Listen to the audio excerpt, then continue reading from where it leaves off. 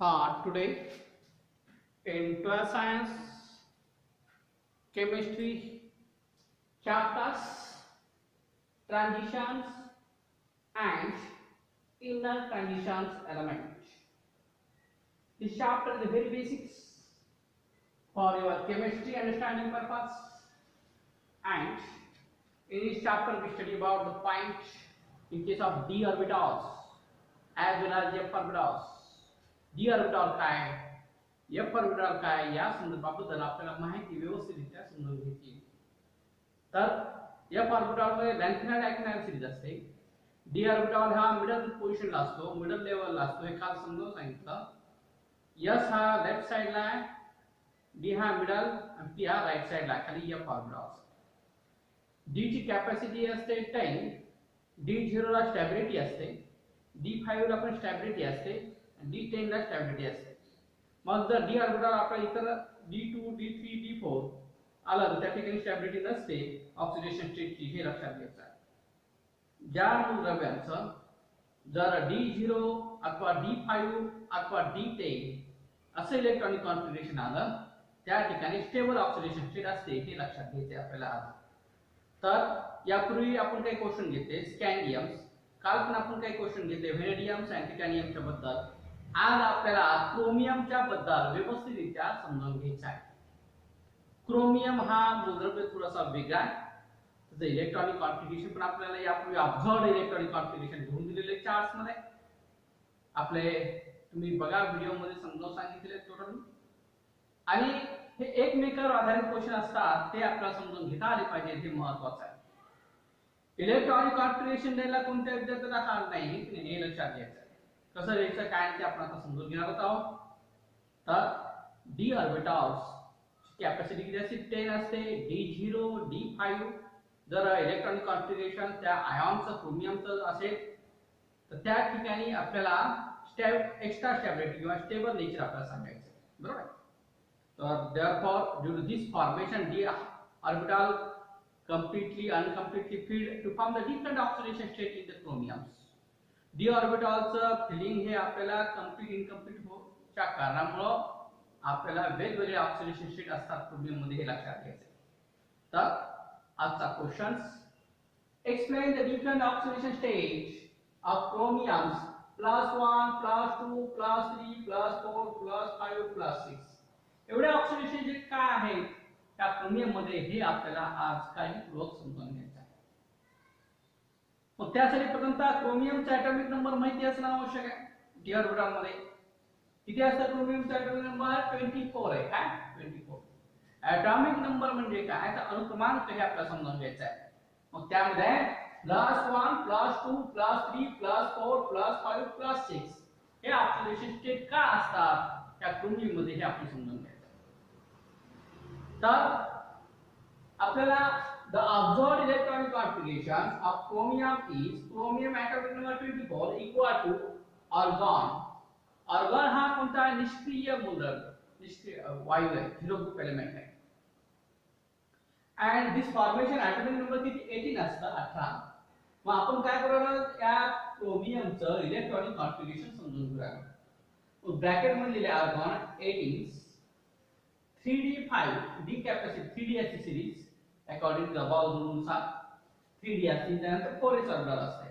पण 3d मध्ये किती 5 येतील, 18 5 23, 4s असते ऑर्बिटल्स वर 5 आणि 1 6 आणि 18 एकूण 24 ॲटॉमिक नंबर नुसार आपण इलेक्ट्रॉनिक कॉन्फिगरेशन दिले. त्याचा observed electronic configuration in case of that is a chromium atoms, बरोबर. कसं आहे मग 18 5 23 1 24 एक करेक्ट इलेक्ट्रॉनिक ऑब्झर्व्ड इलेक्ट्रॉनिक कॉन्फिगरेशन.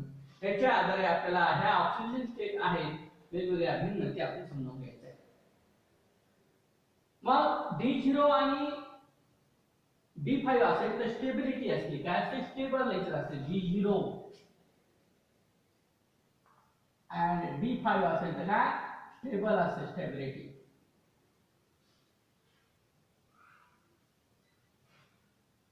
या ठिकाणी इलेक्ट्रॉनिक कॉन्फिगरेशन जर आपल्याला d5 आणि d0 आला तर स्टॅबिलिटी सांगायची, बरोबर. हे समजून घ्यायचं आपण.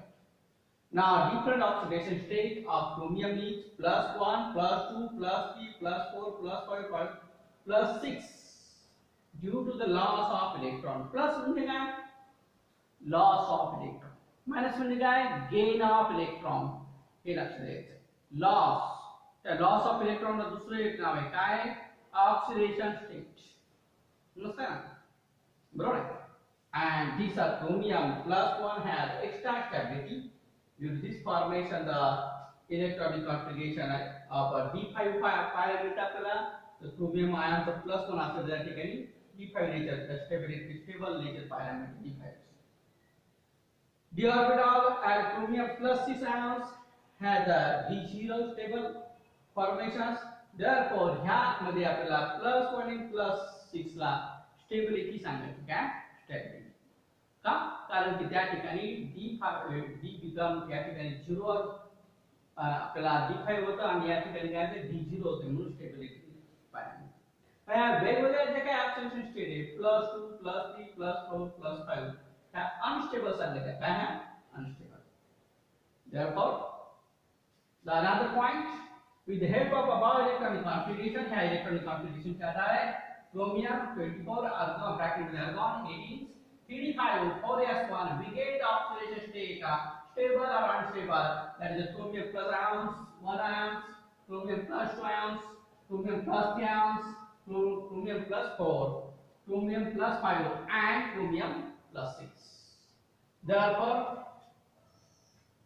in these formations first आपण बघणार आहोत chromium plus 1 ions equal to argon. ह्या याच्यामधला आता एकूण किती आहे आउटर इलेक्ट्रॉन कॉन्फिगरेशन ऑब्झर्व करायचं आपल्याला काय मोठा याला आउटर म्हणायचं 3d5 4s1 किती आहे एकूण 6 आहे. मग आपल्याला त्यातला एक काढायचा आहे त्यातला एक किती बघितलं या ठिकाणी d5 काय राहील आपल्या या ठिकाणी d5 इलेक्ट्रॉनिक कॉन्फिगरेशन राहील. d5 ला स्टेबल असते ऑक्सिडेशन स्टेट काय असते स्टेबल ऑक्सिडेशन स्टेट. समजतं ना या ठिकाणी स्टेबिलिटी असते. Now chromium plus 2 ion, this one chromium 2 plus ion. मग argon हे 18 याच्या आउटर मध्ये आपल्याला करायचे इलेक्ट्रॉन किती करायचे आपल्याला या ठिकाणी +2. मग 4s मधला एक जाईल याच्या मधला एक जाईल इथे राहील काय d4 आहे. 6 मधून 2 गेला कारण किती आपल्याला 4 parameter d4 unstable oxidation state सांगितले काय unstable oxidation state. Another point chromium plus 3 ions, argon 18 वर पाहिजे आपल्या outer electron configuration 3d5 4s1 इथे जो 3 इलेक्ट्रॉन आपल्याला करायचे मग 4s1 मधला एक गेला आणि ह्याच्या d5 मधला एक गेला आपल्याला किती करायचे एकूण याच्यातला एक त्याचे 3 करायचे आपल्याला काय 3 मग काय electron configuration that is chromium plus 4 argon bracket argon 18 3d त्या ठिकाणी आपल्याला राहिला 2 अनस्टेबल ऑक्सिडेशन स्टेट काय ठीक जो अनस्टेबल ऑक्सिडेशन स्टेट का कारण याच्यामध्ये आपण 4 6 पैकी आपण 4 इलेक्ट्रॉन काढले बरोबर एक d5 मध्ये काय आणि 4s मध्ये काय. नाउ chromium plus 5 ions याच्यामध्ये आपल्या 6 पैकी आपल्याला 5 काढले खाली किती होते बघा 1 3d1 अनस्टेबल ऑक्सिडेशन स्टेट सांगायचे आहे. मग त्यानंतर टोटल काढल्यानंतर आपल्याला काय होते chromium plus 6 इथे किती 5 आणि 6 argon 3d0 stable oxidation state असते काय असते स्टेबल.